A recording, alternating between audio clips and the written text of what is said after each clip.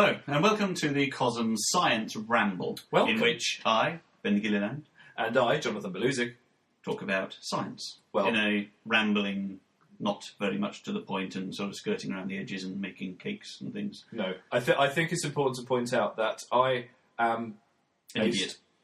No, I'm a science novice. Let's say Novice. I don't know as much about science as Anyone. other people who might know. Amoeba.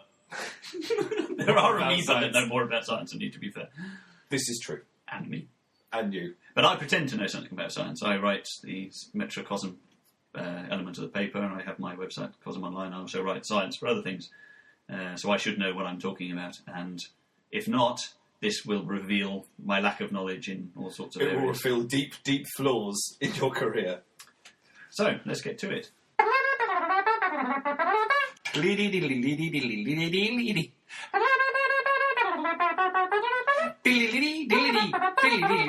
Science. Before we start this informative discussion, can I just add, I'm not convinced about the chair you've given me to sit on. You look for the chair. No, Fine. because if you big... It's all you deserve. You've got a You big... don't deserve any more than the chair. I've got my big You've shiny big, chair. comfortable chair, and I've got essentially a folding chair with a small cushion. That is a home-based special. Four of those for £30.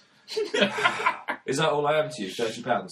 If you weighed £30, it'd be more comfortable. Right, so we're going to have a little chat about science and sciencey things. And today's first sciencey thing will be the Herschel Space Telescope, which is a splendid thing, big and shiny, that they send out into space, and it looks at cold stuff. It's not, though, is it? And it tells us about how stars form and looks into cold places that other telescopes can't reach. How does a telescope look into a cold place? How do you look into something cold? Right. If you have something like the Hubble Space Telescope, it uses visible light. Right? Visible light is just radiation. What, is it visible light as opposed to dark, as opposed to light we can't see? Yes, Like when yes. No, light we can't see, but that is there. Like the infrared spectrum, the ultraviolet spectrum, microwaves, they're all part of the electromagnetic spectrum. All parts of the same thing. Our eyes can only opening and pick up the closing your visible mouth light. and noises They coming can out. only pick up the visible Blah, light blah, blah, spectrum. blah, blah, blah, blah. So Herschel looks at the infrared spectrum, the far infrared spectrum. So that allows it As opposed to the close infrared spectrum? Well, the far infrared would be where imagine the waves. You remember at school you had the waves, the infrared, the magnetic spectrum, the radiation spectrum. Yes. You had the wiggly bits up and down like that. Yes. Right? Yes. They get tighter, Right. and they get far apart. The wavelength changes. Right. Visible light is right bang in the middle. Is that like on an oscilloscope? Sort of. There's a wave on it. Yes. Yes. Right. Do you know what an Visible. oscilloscope is? Shut up. Visible light is right in the middle, sort of. Right. Yes. As you get tighter, you move towards the ultraviolet, and then you go into microwaves and all that kind of thing. Very, very small wavelength. Teeny tiny wavelength, right? Right. Very energetic. Right. Lots of energy. Yeah. Right? As you go the other way, you get a wider wavelength, right? Not so much energy. Right? Things that don't have much energy, Right. emit light that doesn't have much energy. Yeah? So you've got Yes. a long wavelength. Right. Right? That's the infrared. It's like being back at school. Right? And the far infrared is the longer wavelength still. So if you're looking at something that's emitting in the far infrared spectrum, it's a cold thing. Right. Okay? Right. The reason you need to be able to see the cold thing is that something like Hubble, right, looks out into the universe, right? But how do you see cold? Shut up. Right. You get that right. Hubble, right? Yes. It sees visible light, right? So Yes. it can only see warm objects. Right. Stuff that emits nice warm light. Not too hot, but sort of like nice and warm, right?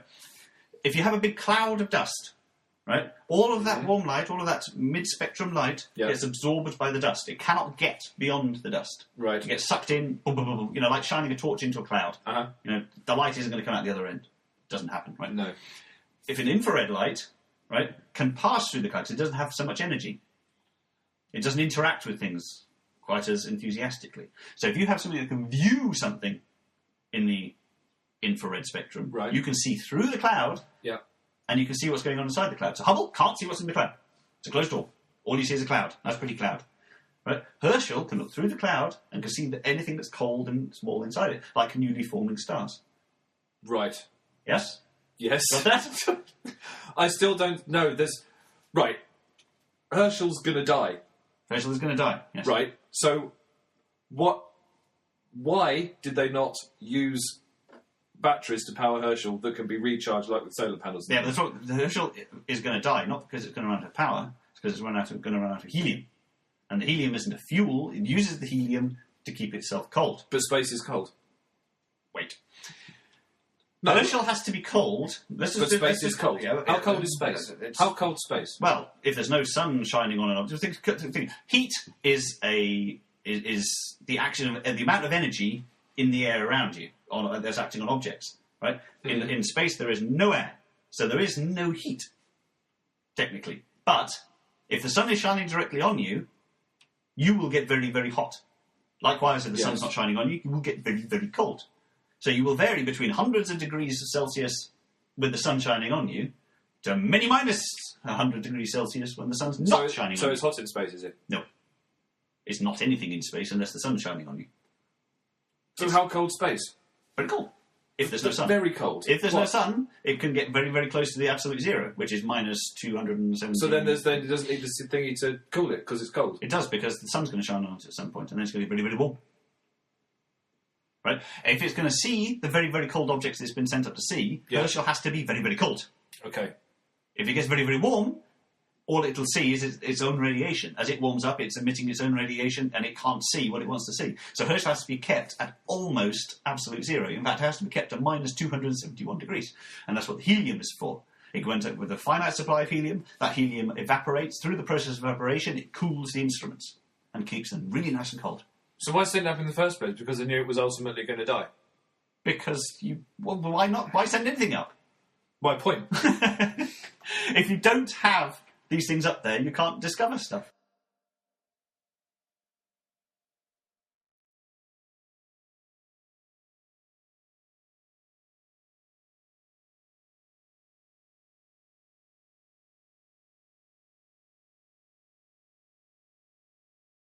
Everything that, every mission that gets sent raises it answers more questions, but it raises even more questions. It tells us what we don't know about the universe, and only by finding out what you don't know can you...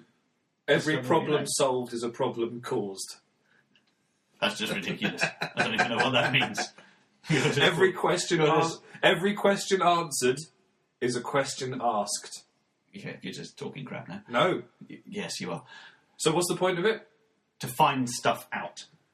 But the thing is, when it sees the things that it sees, in light that we can't see and things, and look at that very small planet over there, we can't do anything. There's nothing us on Earth can do to go see it. We can't go see it. We can't touch it. We can't bring anything. We can't go see it. That's the whole point of Herschel. No, we can't do see it. But we can't go and look at it. We can't get in a plane and go and we can't. Everything it sees is never going to be reached by mankind. Well, it could do one day. Ever. But that's not the point. Ever. No, the point is it increases our knowledge of the universe.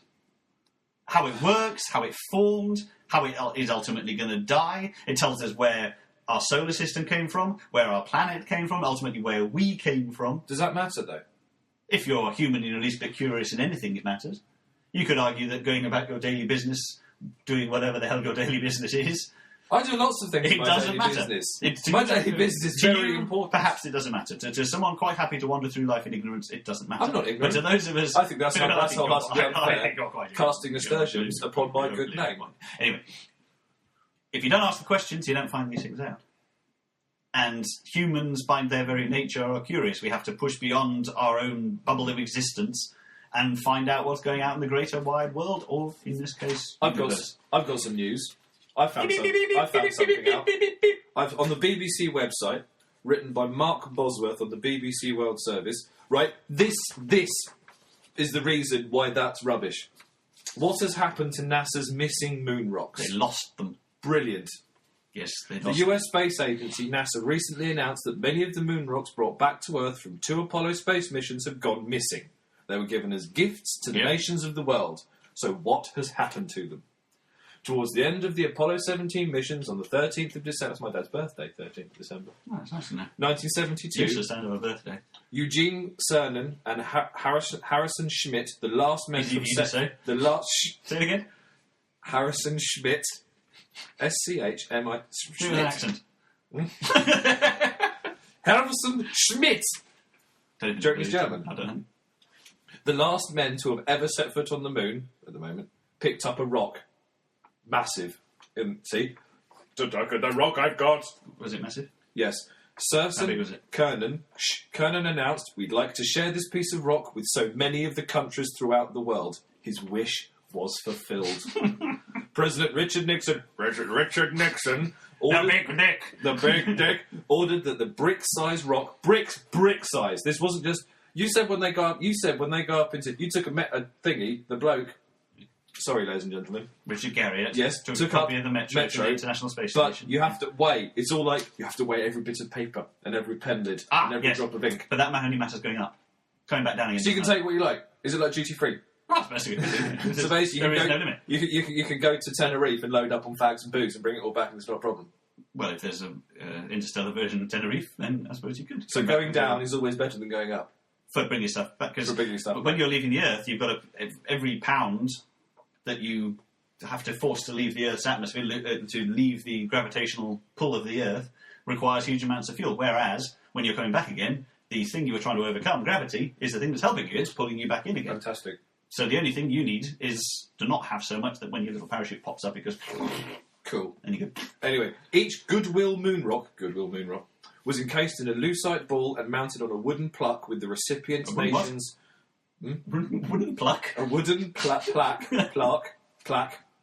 was mounted on some wood with the recipient nation's flag attached. Moonrock collected during the Apollo 11 mission in 1969 was also distributed to the same nations and US states. There were 370 pieces gathered for this purpose from the two missions. 270 were given to nations of the world and 100 to the 50 US. So the US states get 2 each.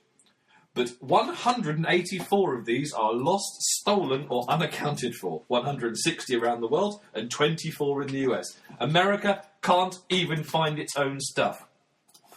The rocks were distributed to the countries ranging from Afghanistan, that was a mistake, to Trinidad and Tobago. You would have thought they need rock in Afghanistan, I know. Would you? Gaddafi's government was given 2 moon rocks. They're missing. Romania is missing its Apollo 17 Goodwill moon rock, says Joseph. Oh, for God's sake.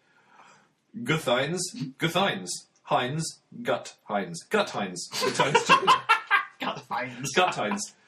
Guthines Jr., the Texas-based lawyer and former NASA agent who has become known as the Moon Rock Hunter. His obsession began in... hang on. Let's just take a pause a moment. To give his reason. Now, this guy is brilliant, right? Mm-hmm. He is he's what they call a moon rock hunter. He's like a NASA bounty hunter, or kind of fused with a policeman in a sort of, weird sort of sci-fi-ish kind of genetic experiment. But he used to be an undercover NASA agent, right? Top secret NASA agent. Yeah, undercover NASA agent. What does that do? It's not like the CIA, is it? Or MI5? Right. What do they do? Have you got any spaceships? I suspect these days they probably go around saying, "Have you got any money?" This guy, right, is I'm not good. You pronounce his name brilliantly, right? He used to be an undercover agent, right? Guthines. Right. His job now is intercepting unauthorized attempts to sell artifacts on the black market. Right. Fabulous. So moon rocks going for sale. Right. Trouble is, right, they got all this moon rock, which is lovely and very splendid, and but people lose it. It's amazing. Right? So many of the items that were given away, they were given to museums, private collections, right? But they were either lost in the museum collection, or lost. I'm doing inverted. Yes, inverted commas right? For those who can see. Private collections, right? Probably sold on. Right? Some of them were lost in the post. Brilliant. Right. So this guy has got 517 moon rock samples he has to track down. Right? So he hasn't tracked them down? No, he's got to find them still. And basically because NASA's inventory process was a bit pants. What's the moon made of? Moon rock. Oh, jeez. I believe all evidence points to a lack of cheese. I was hoping you'd say cheese. There's a general shortage of fromage on the lunar surface. Yeah. So there isn't a man there either. Who's rock? Or any cows. Who owns the moon? Nobody. So, it's not NASA's rock? No. Well, I was going to find keepers sort of thing on that. But as a whole, the moon, no one owns it. There's a big international treaty saying that no one can own space or anything within space. That will probably change when we start setting up colonies on there, and we have to mine it, and then we start fighting over it. So does that mean that when I gave my wife an acre of the moon as a wedding day present, You were ripped off. with the certificate, Yes, you were ripped off. bugger. That star, the Bulezuik star, doesn't exist either. What, you mean P1479G, as we affectionately call it? Yeah, no, that's not yours either. You can't buy or sell or do anything with anything in space. Yes. So anyway, yeah, they're trying to find stuff. Do you have got anything else to read out of there? I think that's fantastic. He said, bro, what I imagine you say a lot of It said, Where's yeah. my moon rock? It said, Guttheiden's obsession began in 1998 when still at NASA he set up an undercover sting operation called Operation Lunar Eclipse. He placed an advert entitled Moon Rocks Wanted in USA Today to entice con artists and bogus moon rocks to approach... Con artists selling bogus moon rocks to approach him. What I did not anticipate was that a person with the real thing, the Honduras Goodwill moon rock, would call me, he said. The rock, which weighed 1.142 grams, was offered to Guggenheim's for $5 million. Not very big, is it? But he did not pay for them. He did not pay the money. It says the asking price was reasonable. These valuable rocks are not being protected as well as they could be, he says, and both NASA and the recipient nations have done a poor job of entering them into an inventory system. He says the only unauthorised sale of lunar material that he was aware of was in 1993, when the Russian government sold material gathered from the Soviet Union's Luna 16 mission at a Sotheby's auction house in New York. An anonymous private collector bought 0.2 grams of lunar dust for $442,500.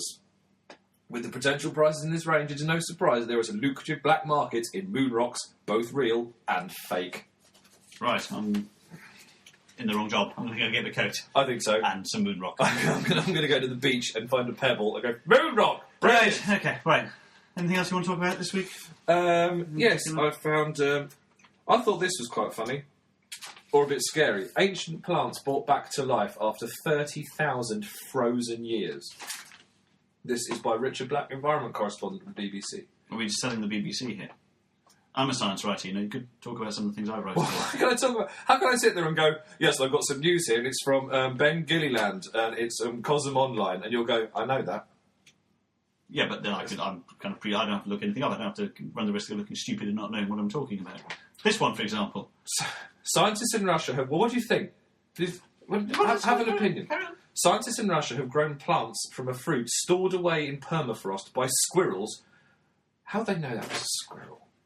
I mean, what is that? In a little squirrel hole. Straight over 30... Squirrel-shaped hole. No, but how... A squirrel-shaped hole. I'm going to put my nuts in here for the winter. They'll be quite But all right. how do they know I it reckon was- they'll keep for a few months. They don't even know where they... Russians don't even know where they come from, let alone squirrel. Scientists in Russia have grown... From? Stored away in permafrost by squirrels over 30,000 years ago. The fruit was found on the banks of the Kolyma River in Siberia. That wasn't it. A top site for people looking for mammoth bones. The Institute of Cell Biophysics team... Now, I'd like to see a squirrel that had buried a mammoth bone. Do you think they were doing that as well? They might have been. There's my little hole. But they were big My squirrels. little hunky for my little nuts. Yes. But now for me mammoth bone. Look, you're supposed to be the scientific one. Stop being silly. Sorry. The Institute of Cell Biophysics team raised plants of... Latin name, my lad. Selene stenophylla. Phylla? Of the Campion family from the fruit. Oh, Campions are lovely. Writing in Proceedings of the National Academy of Sciences, that must be a fun journal. They note It's one of the more interesting. They note this is the oldest plant material by far to have been brought back to life. The oldest was about 2,000 years old. He's exactly right. Prior to this, the record lay with date palm seeds stored for 2,000 years in Masada in Israel.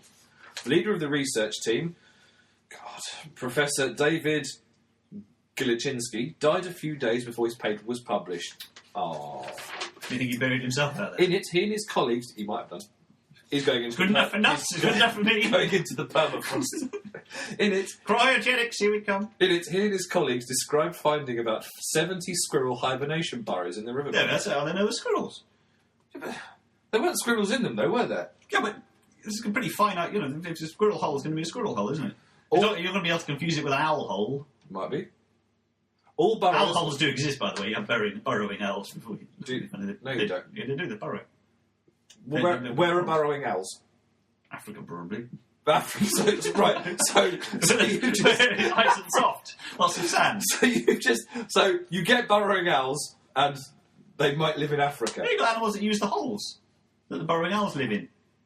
Right, I'll read the story. The burrowing owls might use another thing. You know, with it. Go on, I'll look it up, shall I? I'll read the story. You show me a burrowing owl. All burrows are found at a depth of 20 to 40 metres from the present day burrowing surface. Owls. There we are. From the present surface and located in... Hang on, another Latin name here. Burrowing owl, right? It's Athene Cunicaluria. Right? Yeah.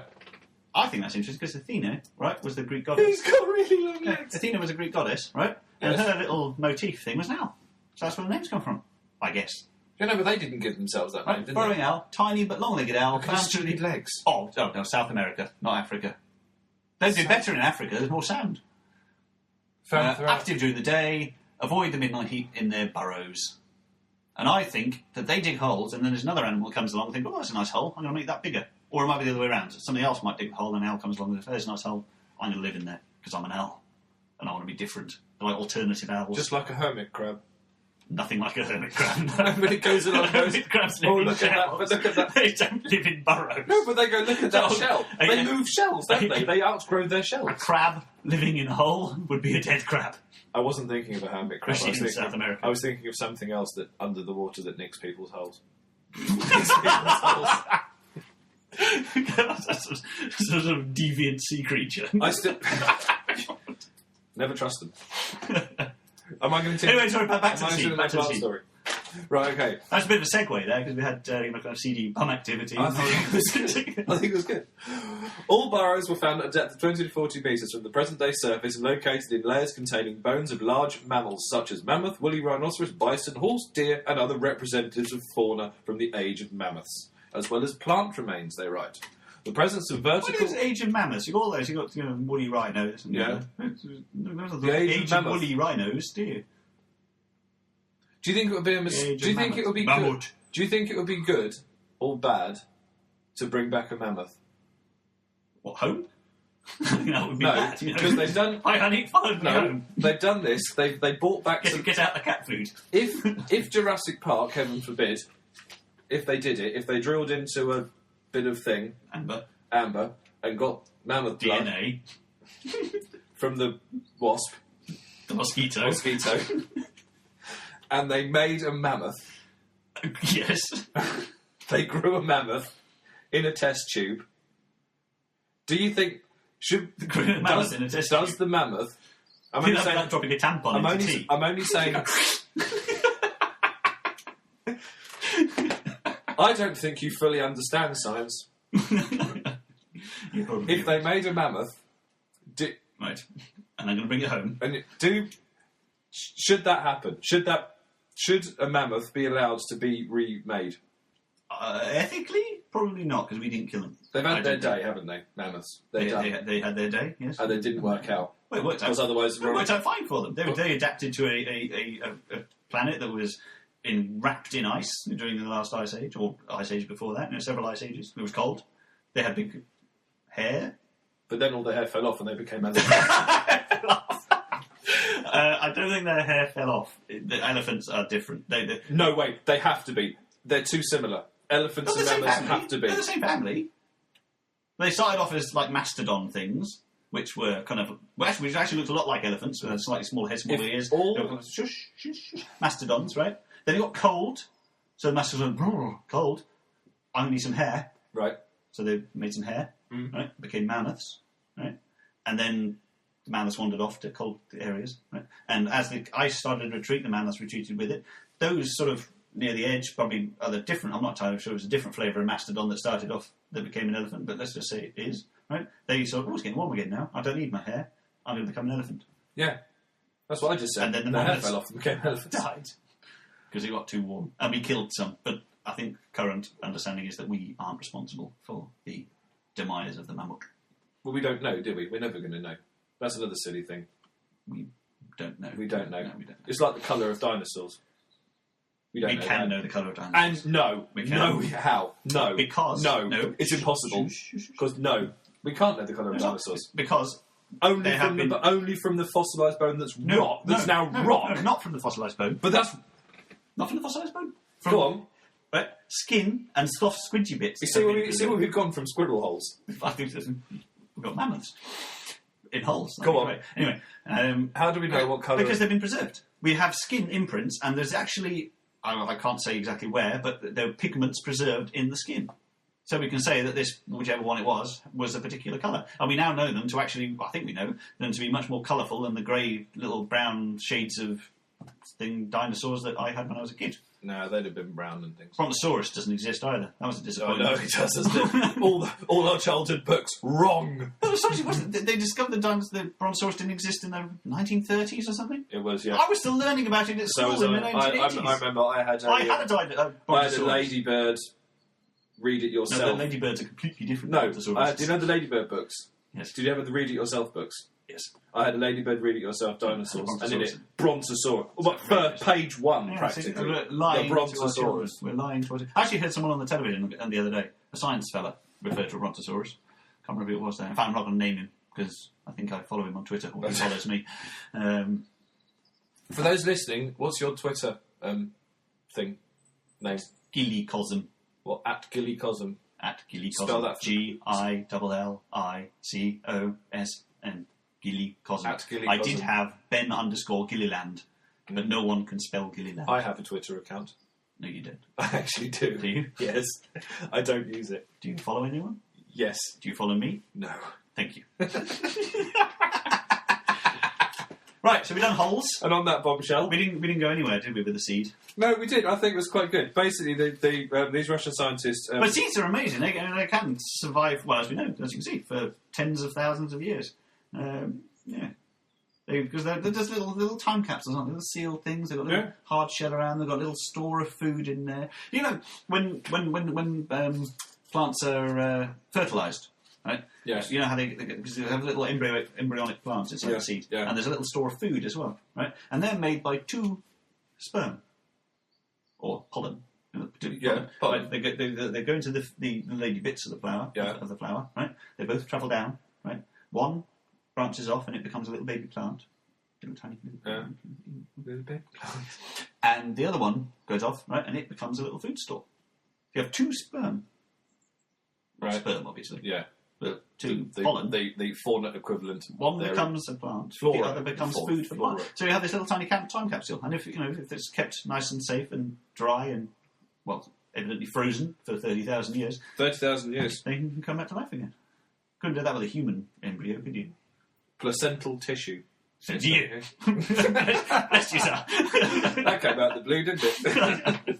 Or placental tissue. Anything else? Anything else we want to discuss this week? Well, we've got the Large Hadron Collider. Fuck up. I assume you're referring to the neutrinos. What's the point of the Large Hadron Collider? But to be fair, the Large Hadron Collider wasn't responsible for the neutrinos, and we don't know that it was a fuck up yet. That's what I wanted to ask. Speed of light thing. That got me thinking this morning. Right. As I was eating my toast. At the speed of light? Yes. Is that what I got you thinking? No. You're an ample gentleman, aren't you? You enjoy your food. How miles per hour is the speed of light? Miles per hour. Miles per hour. Well, if I can quote Monty Python, 12 million miles a minute, and that's the fastest speed there is. 12 million miles a minute. So you could go around. It's like trying to explain it to. I don't know. Like going around. If you're able to run round the Earth, round the circumference of the Earth. Yeah, I can do that. At the speed of light, is that like? That wouldn't take long. Wouldn't take long. That would take. Could you? A second. If the speed of light could be broken, and you go quicker. Yes. This is the one. If you were able to run in a circle, you have to go in a circle. You'd have to have a starting and an end point. Yes. Could you travel fast enough that you would see the back of your head as you arrived at your starting point? No. That couldn't Because happen. if you were travelling faster than the speed of light, any light leaving your body would be travelling slower than you are. You're referring to the Picard manoeuvre, aren't you? In Star Trek. No. you are. This is someone said. In Star Trek, he did that. He does the Picard maneuver. He was fighting a fella, right? Right. With his little Enterprise. Yeah. Going, pew, pew, pew, Big pew. Enterprise. Big Enterprise. Pew, pew, pew, pew, pew, right? And he was losing. He was doing quite badly, right? Yeah. So he came up with an idea, right? And this went down to Geordie LaForge in engineering. No, the planets, the Federation of Planets law, history, and sort of kind of thing, right? And he decided he'd fool them, right? So he went off, warp 9 or whatever, right? 9.95. Then stopped again, Yeah. and then right. So what he did was he stopped, and every time he stopped, his light caught up with him, right? Briefly, right? Because his light was traveling behind him because he was traveling faster than light. So it's That's the what light warp speed thing is, I right? don't get. And it left an echo of his ship behind. So they were firing at the echo of his ship. Meanwhile, he was whizzing faster than light, so they couldn't see him. Right? Unfortunately, that also undermines everything else that happened in the program, because if that was the case, they'd be flying around the universe, constantly looking at shadows of ships. Because if you think you're travelling 9 times the speed of light, right? Every time you stop, your ship's going to appear. Months after you arrive. You never know. Communications would be impossible. Because, anyway, we're not here to talk about Star Trek. No. We're talking about light. Talk about light. So, what's your problem? I can't remember what the question was. Whether you could see yourself. I don't believe you could. Could you travel fast enough that you would arrive Well, of course, you couldn't travel. at the point You couldn't travel that you faster than left light anyway. before you left? Could you go fast enough round in a circle We know when that you you could see the back of your head as you would? We know about time dilation. No. If you travel, the closer you get to the speed of light, the slower time travels for you. So if you go whizzing off, if you go into a super light speed ship, the Star Trek Enterprise. Oh, I know. Yes, no one gets old and comes back. Yes. Go, boom, you go off, right? You turn around, decelerate, come back again. You come back again, right? Say a month has passed for you. 20 years could have passed on Earth. That's something else that makes Star Trek a little odd. Much as I love it, it wouldn't I quite thought work. Star Trek was all grounded in science, though. Oh, I thought there's lots of science in it was reasonably. It's a smoke screen. Yeah. Smoke screen. It's just like But you science can't- for silly people. Right. The trouble with the neutrino was what Einstein told us, right? Is that nothing can travel faster than the According speed to of light. this, they didn't put the plug in properly. Right, but let's just see why it's significant, right? Nothing can Jason travel faster than Palmer, the speed of light. Science and because Technology as reporter. you get closer, apart from time slowing down, which we'll ignore that for now, Right. as you get closer to the speed of light, the closer you get to it, the more massive you become. That doesn't mean you swell up to become like a big Saturn-sized John. Although you're on the way, to be fair. Could do with a bit For of- those bit of you exercise. listening, I'm not that big. He's a large ginger I fellow. don't think that's fair. But right, I don't like being called large. you gain mass. Notice I didn't put you up on the ginger. Strawberry blonde. Beg your pardon. As you get closer to the speed of light, Dark you, auburn. you get fast. You get heavier. What? Right. So to accelerate you faster, you need more and more energy to accelerate you, because if you're heavier, you need more energy to accelerate them. So as you get closer to it, you require to tip beyond it. You would require more energy than is available or than would ever be available in the entire history of the universe to push you to light speed. But it's like Which is why you can't travel faster than light speed, or so we believe. it's only because that they haven't seen anything that has travelled faster. It's like numbers, isn't it? Well, how's it like numbers? There's always a number bigger than whatever number you can think of. Whatever Yeah, number, I'm whatever not- number you can write down, you can always go one bigger. Yes. So therefore- unless you draw that little kind of figure of 8 that lays on its side. Oh yeah, that thing. That physicists don't like. They don't Yeah. like infinities. So they're not. No. Because it's not. Because it means it's not working. it's not like.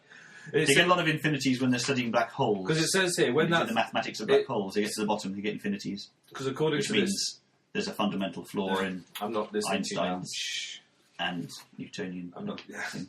Because it says when these neutrinos turned up quicker than they should have done. It is. So the opera That's- collaboration. At Sasso, Grand Sasso. Oh, for goodness sake! Here we go. The What does opera stand for? Because that's a great net. That's a great. I could tell you, I've got it written down here. I've got it written down. Yes, an acronym for the Oscillation Project with Emulsion Racking Apparatus. Doesn't that sound like a sex toy? It's unbelievable. The emulsion racking. Emulsion racking Brilliant. apparatus. Oscillation. What does it do? Well, it's emulsion racking with this particular device. You could probably use that to describe one of those rabbits. Oscillation. Yes. I don't know what you're talking about. I'm sure I have no idea what you mean. How's that oscillating for you, baby? Was initially started to study the tiny particles as they travelled through 730 kilo. Right, now how does that work? That's what works. How can something solid travel through something solid? Well, because neutrinos have almost no mass. They have almost no mass. They have no electrical properties whatsoever. They're completely neutral, so that they can pass through anything unimpeded. As we speak now, there are neutrinos coursing through our bodies. Are we made of neutrinos? No, we're not. Why not? Because I wouldn't be able to talk to you. I wouldn't be able to hear you, which may not be a bad thing. What are neutrinos? They are fundamental particles. They are teeny tiny little blobs if of they're almost nothing. But what do they do? I don't know What do they do? What do they do? They wouldn't know their party trick. Well, no, but if they're fundamental particles means they are like the base layer of everything. Yes. So therefore, why aren't we? We're all made of particles. We are made of particles. So yes, why but we're aren't not made why of aren't neutrinos. So what? A neutrino? Are they air? No, they're not air. But what are they? Neutrinos are produced by radioactive decay. They're kind of spat out along with various other things. As an atom is spitting out electron photons. And They are the. I'll chuck in a word here. Go on. The abjection of radiation. That which we. I object to your radiation. No, abject, not object. No, abject. objecting. It's to abjecting. listen to you. Abjecting. You are. But anyway, they are So they're the vomit. They're the shit. I'm not sure we should be using They're shit. the radiation. We're poo. not at home in Mr. Pooh here. They're radiation poo and wee. Well, I suppose they are sort of, yeah. But yeah, they're spat out by radioactive. Because there's radiation everywhere. and they go whizzing off. They go boom, boom, boom, boom, boom, and they can change flavour. That's what they was. They can change flavour. They can change flavour. Yeah, Chocolate to vanilla. Strawberry. No, you get different types of depending on where they were originating from. So you've got tau neutrinos, electron neutrinos, and they can oscillate. They can change from one form to another. And no one knows quite how or why, which is why Sasso was doing this experiment in the first place. They were trying to catch them changing their. Sasso? Who? Come on, that's the experiment on the Italian side. The opera collaboration? Yeah, but part of it was Sasso. It was Grand Sasso. Oh, yeah, it's written here. It's written here. Between, the European Organisation for Nuclear Research, CERN, Switzerland, and the Grand Sasso Underground Laboratory. So they were sending these things out. Laboratory or laboratory? Laboratory or laboratory? I would say laboratory. That's the American one. That's the American colloquialism. It's laboratory. I think you're probably right. I probably would.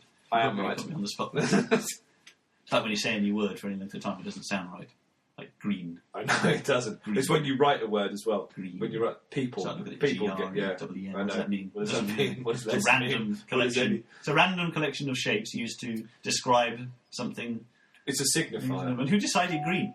Who decided? Yep, that's green. It's a signifier as well. Yeah, but at some point in history, someone's gone, "That's green. Mm. I'm going to call that green," and everyone else has gone, "Do you know what? That's a really good idea. That's green to me." I think we Orange, you can sort of understand it. Which came first, the orange, or the fruit, or the colour? What? Well, orange is called orange because they were orange. That's a good point. Or was orange called orange because it looked like the same colour as an orange? That is for another podcast, I think. Yellow. This is kind of pub discussion. Anyway, so we're wandering off. So Sasso, right? Right. So they were sending from the Large Hadron Collider, the opera. They were sending out neutrinos right in one flavour, right? And they were seeing if when they received them at either end, if they changed flavour, changed from one type of neutrino to another, right? But when they received it at the other end, they had arrived early. They came. They arrived. They were 60 billionths of a second early. Yep, that's early. That is really. But that's quite a lot. You imagine 200. How long? 250 kilometres? Was it? It's at 730 kilometres of rock. Right. So in that time, it's gained 700. What is it? How many billions of a second? 60 billions of a second right? early. So anyway, they arrived early. They shouldn't possibly arrive. They can arrive late. That's fine. They're allowed to arrive late. They're allowed to arrive on time. They should arrive on time because they're a fundamental particle. They're radiation. Therefore, boom, they should be spitting out at light speed. So they only travel at one speed. Was the thing? So they said we know we travel at light speed itself isn't a constant. It's not. No. The one we refer to as light speed is the speed of light in a vacuum. So nothing to interfere with it. Yeah, but you can slow light down. You can slow it down to almost a stop, and they have done. So a photon is travelling at almost nothing at all. Yet that's still light speed. But they've slowed it down. Anyway, we're digressing yet again. So they turned up early. So and that doesn't fit with Einstein's theory of relativity. So the media went wild.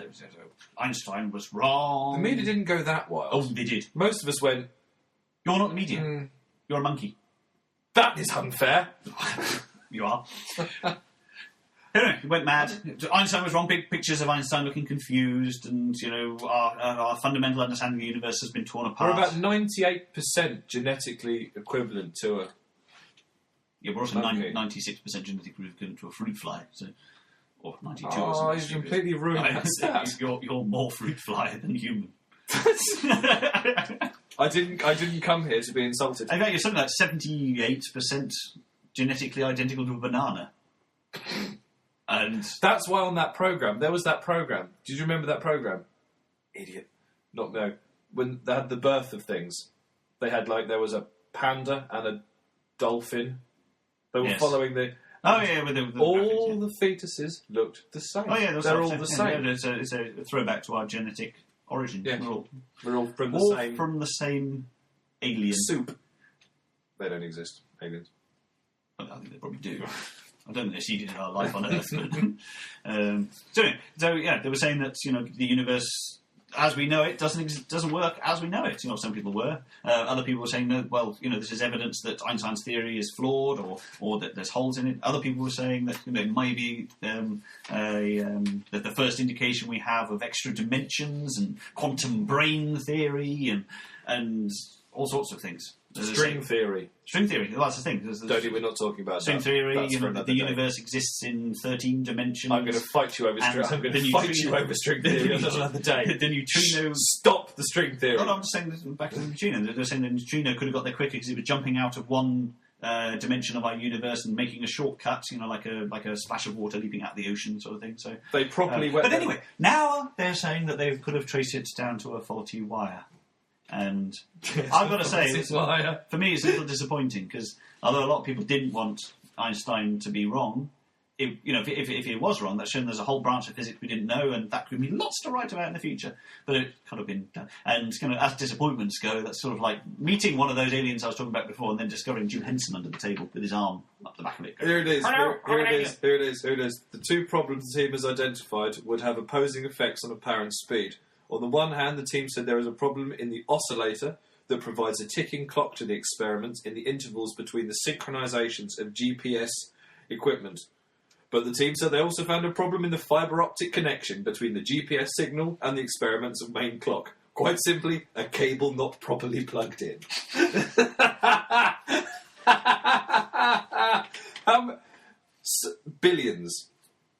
Billions and billions and billions of pounds has been spent building this big ring in Switzerland that you can see To from be space. fair, I'm Billions! sure it's not quite as straightforward as just a plug being under. They ran it again, and it seemed to. And there's an experiment at the Tevatron Collider in America that also sort of indicated that neutrinos could. So it may not be ruled out yet. But it looks like it was an error. I'm surprised that they weren't shut down and told to go away. Well, the thing is that they didn't make a big fuss of it. It wasn't them that went around going. It wasn't Oh the my scientists. God! It's- Einstein was yeah, wrong! It's the end of physics as we know it. End of physics as we know it. But it was the media. They picked it up and went with it. And the scientists, to be fair, they were saying, no, this is only preliminary things. We can't can't get anything from it. It's interesting. We need to know more, and we now know more. And it looks like it was a bit of a balls up. And on that note, Which note? the balls up. No, more like more of a sort of a sad whoopee cushion. I don't know. That's it. Kind of an old whoopee cushion. A whoopee cushion Seen that better you, days. that you put on your teacher's chair, hoping for a really, really big noise, And you go, and it's actually got a hole in. One of those. so is that it? Is we've got nothing else It's to talk total. about now? We're going to sign off. Have you got anything to talk about? I don't think we should have been talking for 44 minutes as it is, to be fair. And if anyone ever listens to this, it would be astonishing. They So might do. anyway, so let's sign off. The end of this week's This week's Cosm Ramble, initial Cosm This- first inaugural. hacking through the undergrowth of science to discover the lack of Speak intelligence. for yourself. Speak for yourself. I was using a fly mode. I was gliding a path. I was paving the way. As Jeremy Clarkson would say, on that bombshell. That's it for this week. Goodbye. Goodbye.